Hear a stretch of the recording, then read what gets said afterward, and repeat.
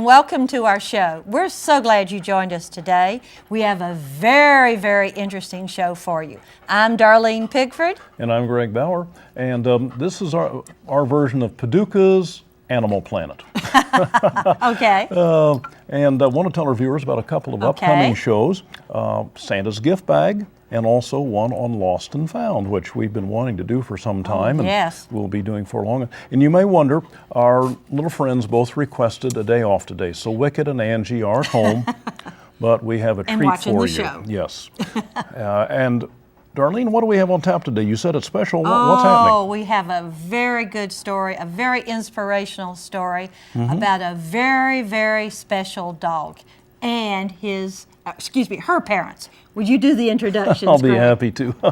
Well, to Darlene's immediate right is the dog that we're talking about, Splash, and to Splash's right is Phil Cox, and there to Phil's right is Crystal Cox. So they're the owners of Splash, and Phil and Crystal, thank you so much for taking time out of your busy schedule to come tell us about Splash's special story.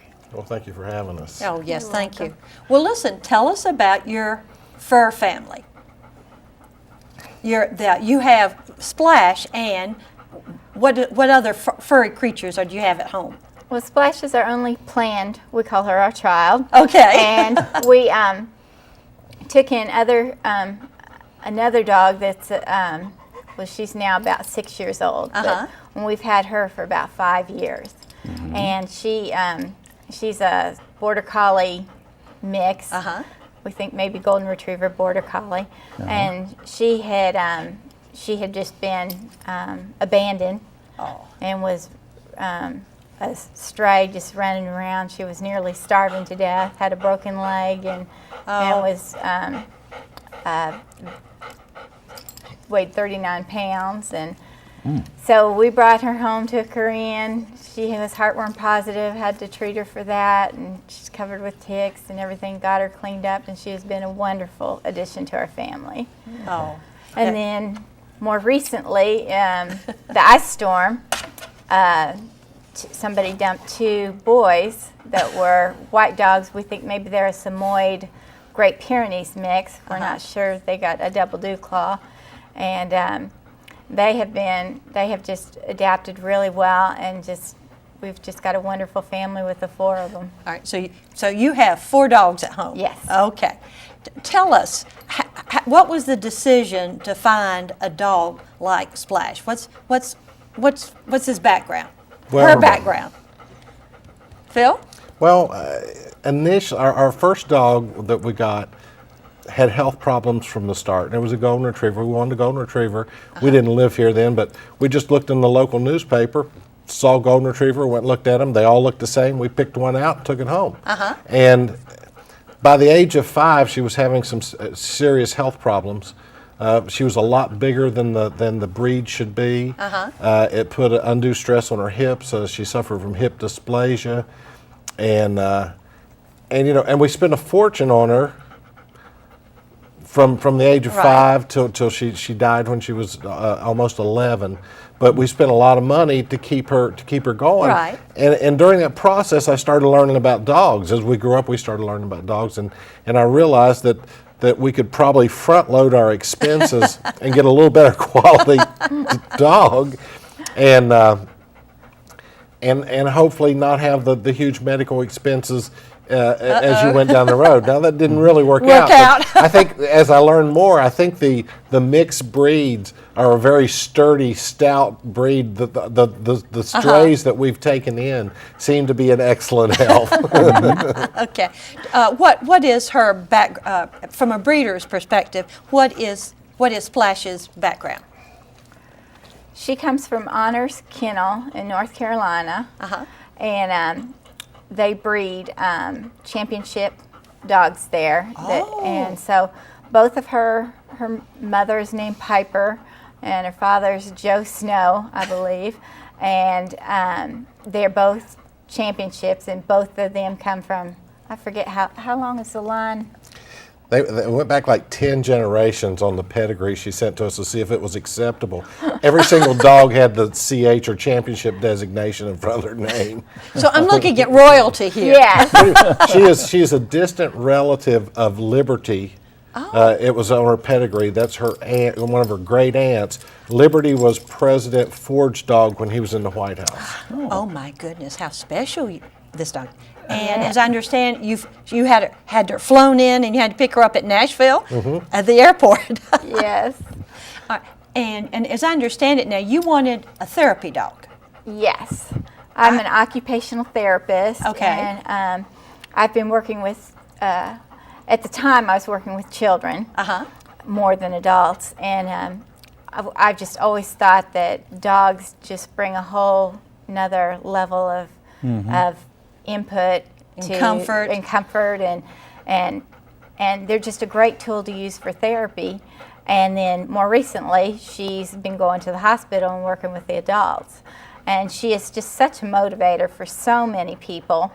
They love to do, to pet her. She just brings out that sensory, she's so soft, and she licks you and gives Cuddly. you kisses, and just so warm and friendly. And it doesn't matter. You could walk in and you'd be petting her, and somebody else walk in, and she immediately shifts her focus to that person so that nobody feels left out. We have to sometimes rein her in that maybe somebody doesn't love her. Hard to believe, but Our animals are just so sensitive to people that are not doing well and not feeling well, and so I think they're a natural as this. Give me a as kiss. we talk about Okay.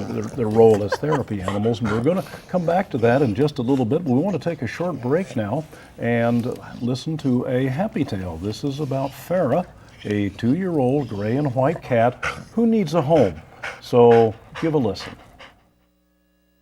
Hi, my name is Farah, and I'm a female gray and white short-haired cat. I'm about 2 years old. Right now, I live in a foster home at Creatures Great and Small. I was brought to the shelter by a friend who found me as a stray. One day, I slipped out of the house and crawled under the hood of a car to keep warm. They found me when the car was started and had to turn the engine off to get me out. That was really scary. I just love dogs and would rather be with them than other cats. I would really like to find a forever happy home, preferably with some dog companions. If you can help me, please call Judy at 270-554-2616. I promise that you won't be sorry.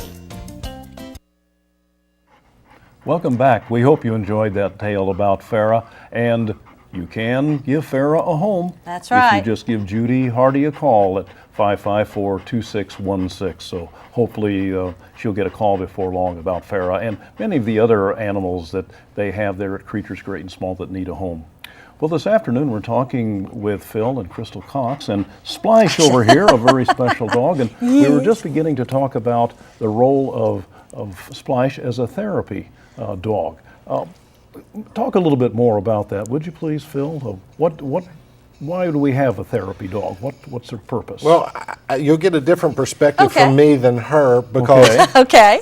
I'm not in the medical field. I'm not either. But occasionally, especially since she's been wheelchair bound, I have had the time to take her and take rounds with her, take her around to the patients, and you roll up to the door and you say, "Hi, I've got Splash the therapy dog here. You want to talk to her a minute?" And they're like, "Oh yeah, come on in."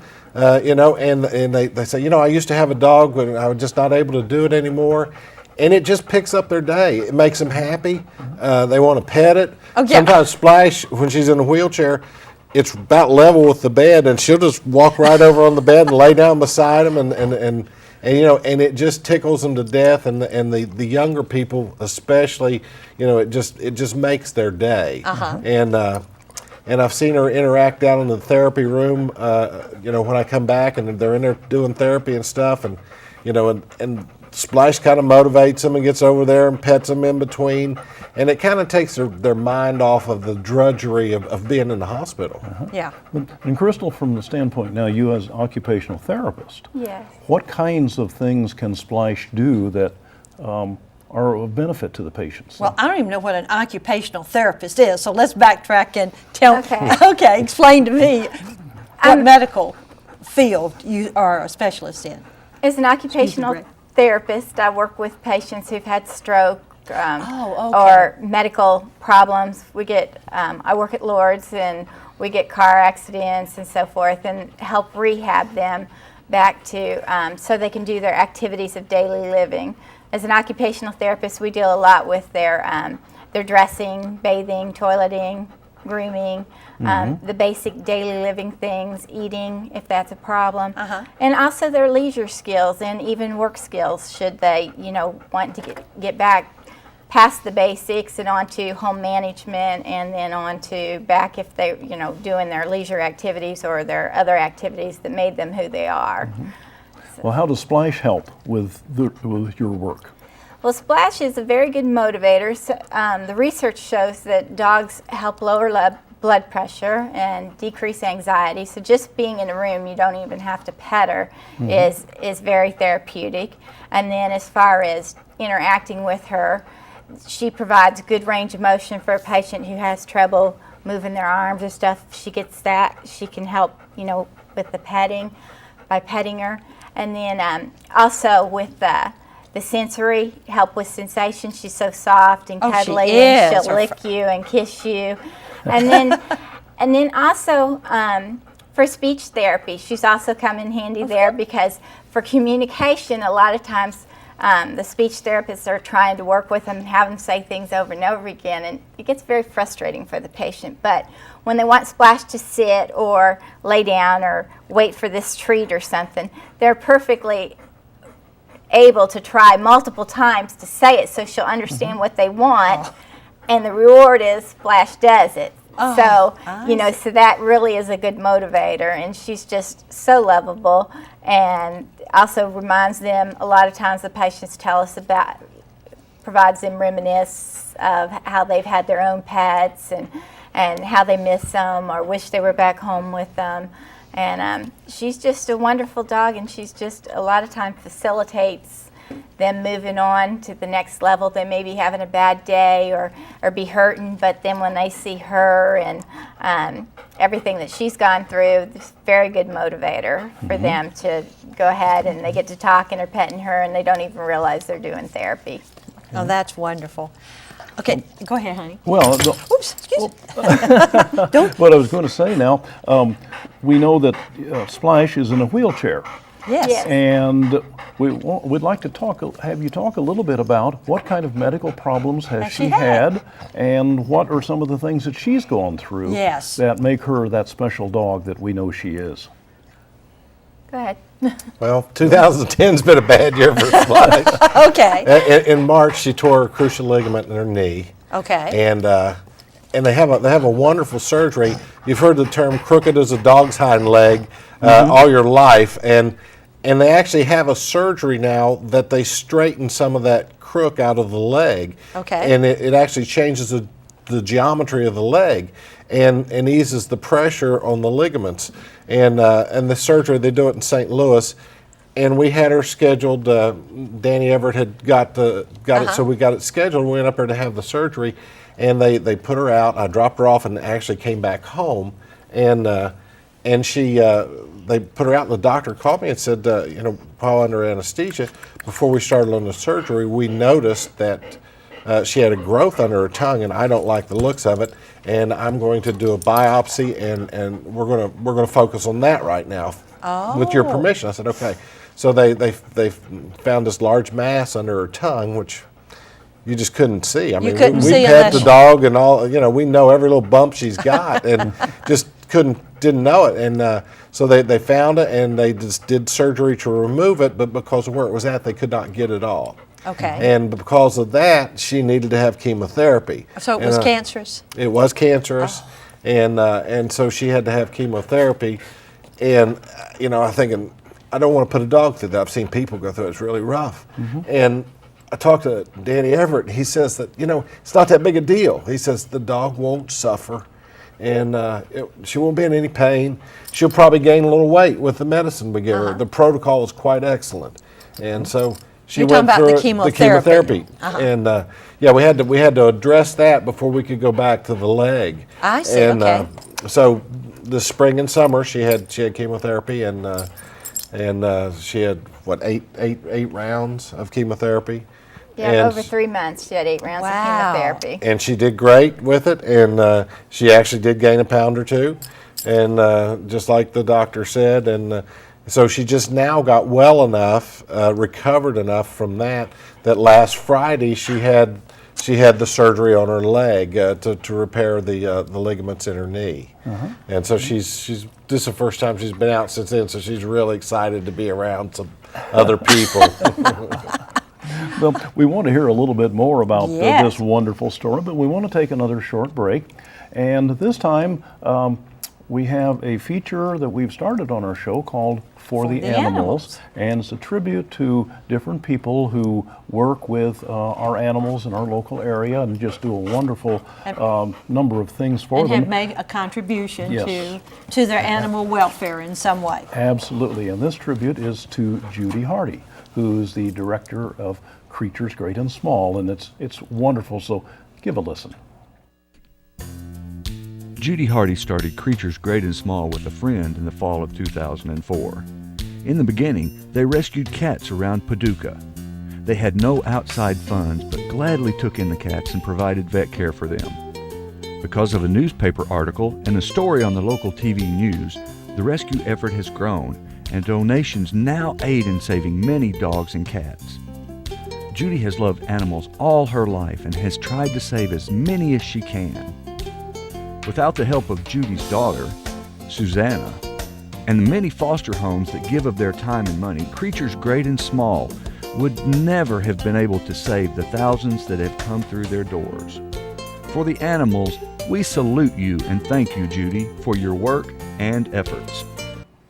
Welcome back. We hope that you enjoyed that little message about Judy Hardy. And since this is a new feature of the show, if you would like to nominate someone that you know who has done special work with animals, you can either give me a call at 443-8330 here in Paducah, or you can email me at greg_Baur@comcast.net. And we know that there's a lot of people out there. We know some of them, but we sure don't know them all. So we need your help in nominating people for this feature. It won't be every month, but we're mixing it in with the Happy Tales and the Forget-Me-Not segments. So we hope you enjoyed that thing. And Judy, thank you so much for what you do.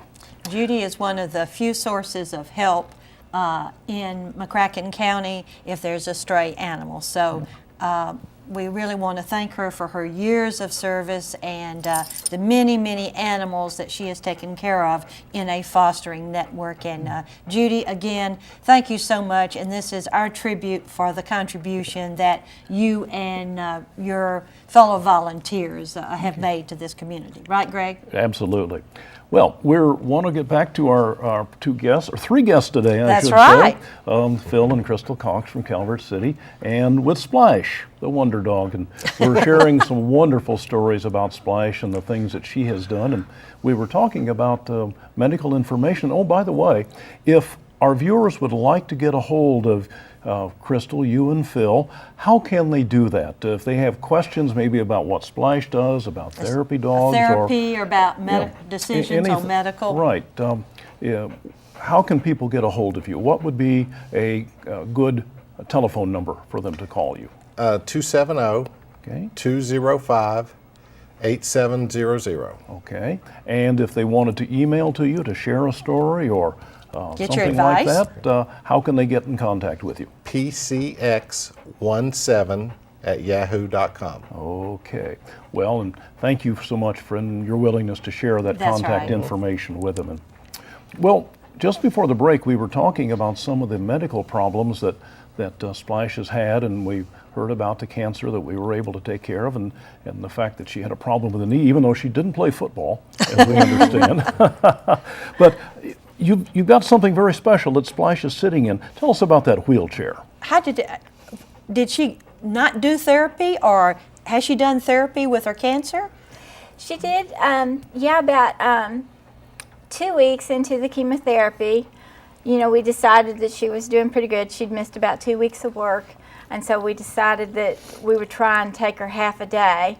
And we have a crate, and I took that, but we were trying to decide how to get her in and out of the hospital because I work up on the 8th floor. And, you know, so it's not only from the parking lot, but also up there too. Right. So we utilized the wheelchair. Well, it just works so good, and she just loves it. She just sits up, she just lays down, she just is perfectly happy, and she's just such the right height, like Phil said, to be petted or to get right up next to him. And then, so we take her up to the 8th floor, take her around to see the patients, and then she kind of just stayed about half a day as she was recuperating and still getting the chemo. And we have a mat table, and it's a little bit bigger than this table. Okay. And so she would be able to get on it, and if she wouldn't stay on it, then she'd have to get in her crate. And it only took her a couple times of getting down and being shut up in the crate before she realized that I'm going to stay up here on this mat so I don't have to get in the crate. But the crate that we have is just a pop-up crate, and it has a place to unzip the top, so you could still reach over and pet her inside the crate, and she was still accessible for the patients and everything. But it worked out better with her on the mat, and so she did really well. So as she was going through all this illness, you put her in a wheelchair, and she still did her work as a therapy dog. Yes, she did. And then she just kept working as she got a little bit stronger and was doing fine with the chemo. Then we worked her back up, and by the end of the chemo, she was going all day again. And how's her prognosis at this point for all these problems? It's very good. She's in remission for the cancer. There's no sign of any other cancer. Okay. And she's just had her leg surgery, like my husband said, on Friday. And and she's healing well with that. She's tentative to put weight on that foot, but she can still get around. She's been babying that foot now since March, so you know, so she's used to not putting weight on it. So she's actually taking care of that leg very well. Well, now, dogs usually like to be walked and exercised. How did she, from March on, how did she manage wanting to get out or run or walk with the problem of her leg? She's been very limited because she just gets to go out and she'll just have to run a little bit in the yard, but she just sprint a little bit with doing more of a three-legged run or using both those legs together. And then she'd just stop and sit, and she'd just watch what was going on in the neighborhood out there and then do her business and come back in. So, and she just had to play with her sisters and brothers a little bit with just laying there tug of war or sitting there and not so active. But did you have to make any special adaptations to the wheelchair, or could you kind of take it as it was, or? Just take it as it was. Okay. Oh.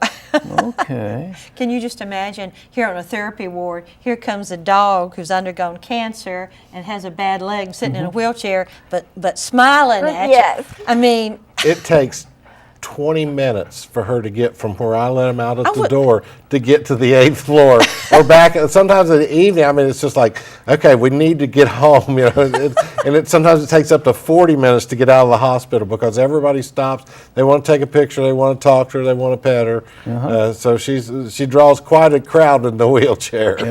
And I'm sure she just eats that up. Oh, she does. Yeah, and they want to know her story, and then they'll tell us usually about what's going on with their dog. And we've met a few people and really think that, you know, inspiration to know what to do with their dog. Well, it sounds like she's providing a lot of, quote, things beside just therapy directly with the patients, but providing inspiration for other people that she meets in the hospital. And That's true. And when people are in the hospital, they often you need all the help you can get. all the inspiration and help that you can get, and it looks like Splash is just doing a wonderful job. We've just been amazed at the short time that we've met her today, how friendly she is, and how you gravitate towards her. exactly. You do. Yeah, I see your notebook there. Would you like to explain what you have there? Oh, I just have this is her scrapbook, a kind of, Open it up and show me. and this is a picture from when she was at Lourdes. I did a story on her, and this is in the Lourdes life stories that she had a picture there. And then I have a scrapbook that has her different pictures from the beginning. This is her with her mom and the babies. This is her baby album. Yes, this is her baby book. And So you've saved all So your I've saved all pictures? her pictures, and she's just so popular. The lady emailed us and updated us daily from the day she was born. I think we also have another picture, a birthday party picture that we Yes. might be able to show our viewers. Well, tell us about that 8th birthday party picture. Since Splash has been going to the hospital for over 2 years, and when her birthday came around in February, the first year, we decided that it was appropriate, since we celebrate everybody else's birthday, to celebrate hers. And we had the patients in occupational therapy. Like I said, we deal with your daily living skills. Right. So part of the treatment for some of the patients was to make some dog biscuits from scratch. Okay. You know, whip them up, and so they made some dog biscuits. They also made people treats for the party. And so they had a birthday party, and we had a dog theme, and she just did real good, and her brother came up for the party. Oh. And to say hi to, and she just was real. She put the hat on for a little bit, and I think that's the picture you have there with her with the hat on. And but she just loves the attention. Yeah. Just a side question. Has she ever been to the Blessing of the Animals? No, she hasn't. Well, we're going to give you a special invitation next October. I know it's supposed to in the fall to bring her to the Blessing of the Animals, because she definitely is a blessing. So Yes, she is. We're so proud of her and so blessed to be part of her life. yeah. How did you cope emotionally and otherwise with her unexpected medical problems for a pet that's obviously a member of your household? Well, it's just like anything else. You just, you take one day at a time, and we were praying for her, and we just knew that she had such a strong personality, and she had such an outpouring of support from the hospital too, when it was explained that, why she wasn't coming around for, why she wasn't there every day. And people wanted to help, and they even did some donations for her at the hospital. And it's just been a wonderful experience in the sense of how much she's loved and how many people know who she is. Well, that's more true. people know her than know me. She's like a famous painter. She is. when you die, you become famous if you're an artist. And she gets sick, and she becomes more popular. Well, unfortunately, we're beginning to run just a little short on time, so let me just ask this question. What most would you like to share with our viewers? What advice do you have for them on helping them cope with maybe some problems that they may have with their pets, and maybe some things that pets can do for them? What would you like them to remember from our show today? Well, I guess first of all, of all the things Splash does, the number one thing she does, she's our pet. Mm-hmm. She's our friend, and she's with us, every day. And if you get a pet, plan on spending time with them. There's no point in having them if you don't take advantage of that point. So that's all I can say is enjoy your pets while you've got them. They have a very short life. Mm-hmm. And spend time with them. To us as human beings, that's for sure. And so, well, I'll tell you, this has just been a wonderful, Splash. inspirational You gonna show give me a today. kiss? And Splash, Good. thank you so much for coming today, sweetie. You do an awful lot of people an awful lot of good. And Phil and Crystal, we'd like to thank you two so much for coming today yes. and sharing Splash's story with us and bringing her with us so that we could you're actually welcome. see what she's doing. And so it's just been, I think people will get a real inspiration from listening to the three of you today, if you will. So, unfortunately, we've got to kind of time run passes. along now. So in closing, I'm Darlene. I'm Greg, and we want to remind our viewers and just echo what Phil had to say a moment ago. Give your pet a little extra love today And every day. You never know how long they'll be with you. That's right. See you next time. Bye.